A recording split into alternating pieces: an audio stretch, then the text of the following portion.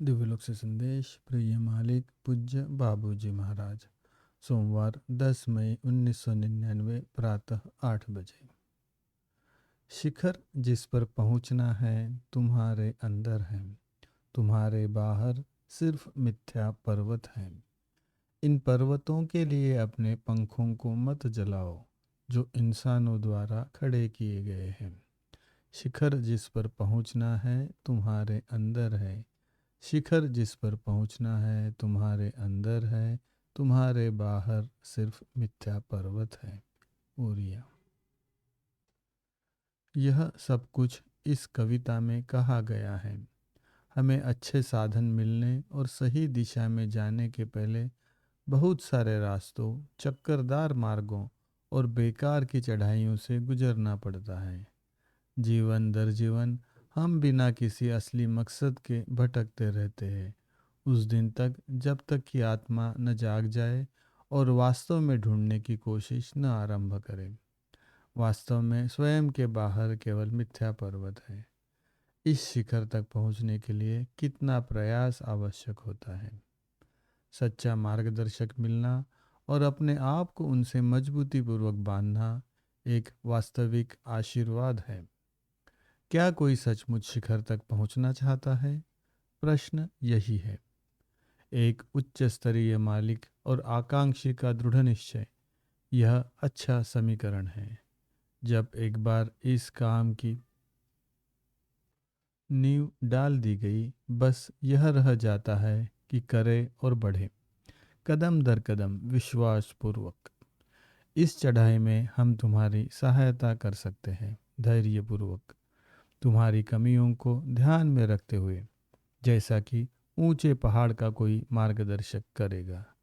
डटे रहना और पूरा भरोसा अनिवार्य है। निस्संदेह मंजिल मिल ही जाएगी। अब मार्ग अच्छा होता है, इसके अलावा और कुछ हो ही नहीं सकता है। इस उपमा को ख्याल में रखो। कल्पना करो कि तुम एक ऊंचे पहाड़ पर चढ़ने की कोशिश कर रहे हो। पूरे समय शिखर की ओर मत देखो। तुम हतोत्साहित महसूस करोगे। धैर्यपूर्वक आगे बढ़ो। लक्ष्य को प्राप्त करने के बारे में कभी भी बिना किसी संदेह के। पूज्य बाबूजी महाराज। उसी दिन प्रातः 10 बजे। हाँ, यह प्रश्न उठाया गया है, क्या तुम सच में आगे बढ़ना चाहती हो?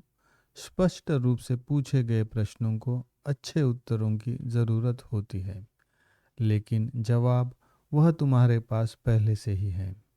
हमने विचारपूर्वक पुनरावृत्तियाँ की है। वे तुम्हारी सहायता की खातिर है कि तुम जान लो कि तुम्हारे लिए क्या अच्छा है। यह तुम हो जिसके पास बागडोर है। अपने भविष्य को आकार देना तुम पर निर्भर है। इस तरह सोचो, यह सब सरल लगेगा। वहाँ तुम्हारे मालिक तुम्हारे लिए उपस्थित है। हमारा रास्ता पूर्णतया नियोजित है। हम जानते हैं क्या किया जाना है, लेकिन हम बलपूर्वक अशांत आत्माओं को दल में सम्मिलित नहीं कर सकते हैं। हम अक्सर निराश हो जाते हैं प्रतिभाशाली तत्वों को दूर जाते हुए देखकर। हम इस बारे में क्या कर सकते हैं? उन्होंने अपनी नियति खुद चुनी है। संभवतः वे एक दिन बेहतर विवेक के साथ लौटेंगे, लेकिन उनकी जंजीरें टूटने से पहले इतना अधिक समय व्यर्थ हो गया है।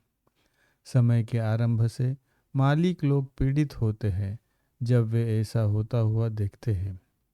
वे मानवीय उपेक्षाओं के सामने व्यथित हो जाते हैं, जो बिना चाहे ही पाना चाहते हैं। हम समय को अपना काम करने देते हैं और इंतज़ार करते हैं। उनकी ज़रूरतमंद अंतरात्मा की पुकार सुनना और उनके साथ जल्दबाजी ना करना, यही हमारी भूमिका है।